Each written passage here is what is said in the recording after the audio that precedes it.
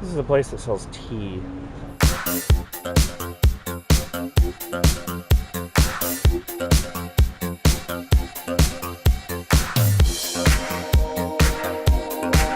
I'm here in my room in Portland, and I've actually been trying to contact my dad. I got his number off my brother, and I've been phoning him for the last couple weeks.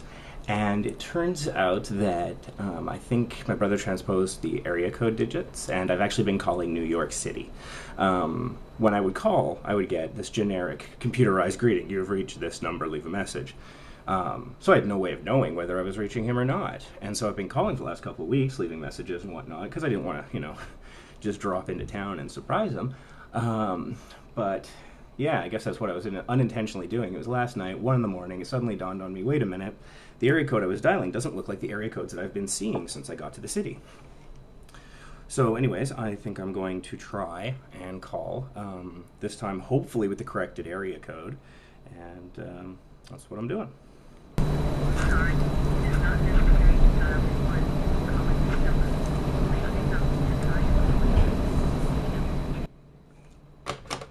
Okay, now what I was doing just then is following the instructions on the phone.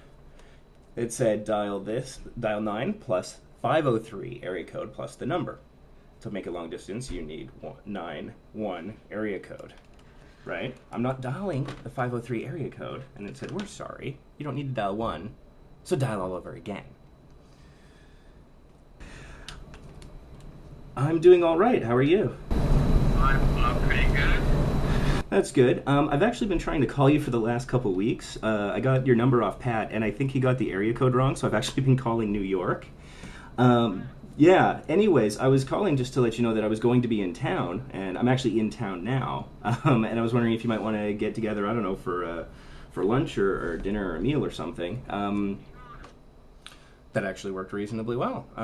He was actually on his cell phone, so he was in traffic at the time. So as soon as I heard that, wanted to cut the call short, obviously because it's just not safe to be, on the phone while driving. I assume and I hope he's using a hands-free device. But he actually sounded really good. Pat had mentioned that he had been in a car accident recently, but he's obviously driving around. And so today is all about shopping. I'm going to head down to Powell's, which is literally like kitty corner from here. I cross 2 intersections and I'm there. So I do the big used and new book shop. I'm going to see about possibly heading down to a Ross, GameStop, maybe a Walgreens for, deodorant and stuff. I went to the Rite Aid last night, and they had all the deodorant under lock and key. I kid you not, they had these plastic shields up around the deodorant, and it actually had a warning sign. It says, "Lift here for access, alarm will sound." It's kind of a contradiction, unless they really like alarms going off. And of course it was, somewhat late at night, 8, 9 o'clock, maybe 10. I wasn't really watching the time, so there wasn't much staff around. They were closing tills and stuff, so I just didn't bother. I've got enough leftover stuff. I just want to get some new stuff. So anyways, there's that. There's an arcade nearby called Ground Control that Will Wheaton just very recently was tweeting about. They've got some old school Star Trek TNG pinball, The Simpsons, that kind of stuff. So, there's proof. I'm in America. Giant waving American flag right around Thanksgiving.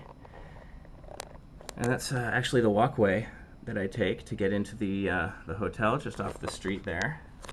And so most everything is just that way. That's where the Powell's is. And I went to Carl's Jr. last night, which is that way. So, got my Carl's Jr. cup here from last night.